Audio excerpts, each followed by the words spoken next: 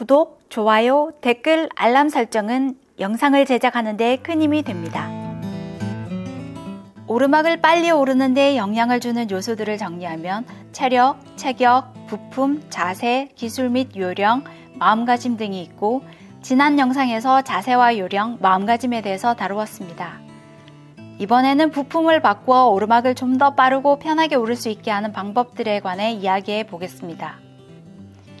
부품의 구조, 구름성, 튼튼함 등 여기서 다루는 특성 이외의 사항은 같은 것으로 가정합니다.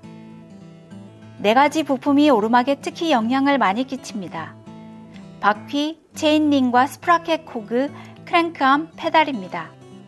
결론부터 말씀드리면 바퀴는 가벼워야 하고 체인링은 작아야 하고 스프라켓 코그는 커야 합니다. 그리고 크랭크암은 일반적으로 긴 것이 유리하고 평페달보다 클립 페달이 더 빠르게 오르는 데 도움이 됩니다. 왜 그런지 이유가 궁금하신 분은 계속 주의 깊게 보아주시고 안 궁금하셔도 심심풀이로 보셔도 됩니다. 부품은 바꾸면 바로 효과가 나타납니다. 돈과 맞바꾸는 효과인 것이죠. 하나씩 살펴보겠습니다. 바퀴의 무게. 물체를 움직이려면 힘이 들어갑니다. 무게가 가벼울수록 쉽죠. 무거우면 관성이 커서 움직이는데 더 많은 힘이 필요합니다. 훌라후프처럼 회전체의 무게가 테두리에만 있는 경우의 관성 모멘트입니다. 자전거 바퀴는 이보다 작은 값입니다.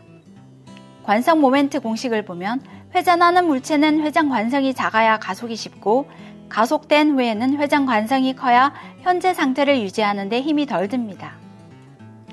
자전거로 오르막을 오를 때는 가속이 잘 되지 않으니 회전 관성이 작은 것이 좋습니다. 공식에서 보는 것처럼 회전 관성을 줄이려면 무게가 가벼워야 합니다. 회전체는 무게를 줄이면 직선 운동하는 물체에 비해 2배를 줄인 효과가 있습니다. 훌라후프 형태처럼 회전체의 무게가 테두리 쪽에 집중되어 있을 경우이고 자전거 바퀴는 허브나 스포크 등 모든 무게가 테두리에 집중되어 있지 않아서 실제로 1.3에서 1.6배이고 대략 1.5배 정도로 봅니다. 따라서 타이어를 100g 가벼운 것으로 장착하면 실제는 150g을 줄인 효과가 있는 것입니다. 프레임이나 다른 부품에서 100g을 줄이는 것보다 타이어에서 100g을 줄이는 것이 더 효과가 큽니다. 돈도 덜 듭니다. 그리고 공식에서 보듯이 바퀴가 작을수록 회전 관성이 작아서 오르막에서 유리합니다. 바퀴가 작은 미니벨로 기어비가 더 높고 순간 가속력이 좋은 이유가 이것입니다. 경사도가 체력이 감당할 수 없는 수준이라면 기어비를 더 낮게 해야 합니다. 그러려면 체인링의 톱니수가 적은 것으로 교체하거나 스프라켓 카세트 코그의 톱니수가 많은 것으로 바꿉니다. 기어비를 작게 해야 하는 것이죠. 체인링은 크게 스탠다드, 미드 컴팩트, 컴팩트 세 종류가 있고 큰 체인링과 작은 체인링의 톱니수는 각각 5339, 5236, 5034의 조합입니다. 스프라켓 코그는 가장 큰 것이 28T라면 더 큰 30T나 32T로 바꾸면 됩니다. 계산해 볼까요? 스탠다드 크랭크와 11, 25T 스프라켓 조합, 컴팩트 크랭크와 12, 30T 스프라켓 조합. 위 2개 조합의 최저 기어비를 비교해보면 1의 경우는 39 나누기 25는 1.56, 2의 경우는 34 나누기 30은 1.133으로 2의 경우가 1의 경우에 비해 27% 힘이 덜 들어갑니다. 단 속도가 그만큼 느려집니다. 어쨌든 작은 힘으로나마 페달을 돌릴 수 있어서 계속 페달링을 하여 올라갈 수 있게 됩니다. 자동차에서도 오르막에서 저단의 기어로 올라가는 것과 같습니다.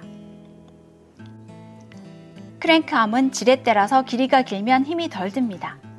다만 크랭크암의 길이는 관절의 가동 범위에 영향을 주기 때문에 유의하여 바꿔야 합니다.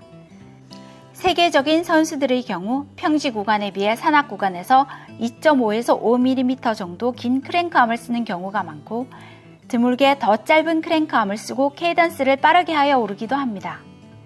랜스 암스트롱이 이렇게 했습니다. 각자의 성향에 맞는 크랭크암의 길이가 있습니다. 관절의 유연성이 좋다면 크랭크암의 길이 변화에 대해 불편함은 없거나 줄어듭니다. 그리고 체인링이 작아지면 기어비가 낮아져서 힘이 덜 들기도 하지만 지렛대의 관점에서도 힘이 덜 듭니다.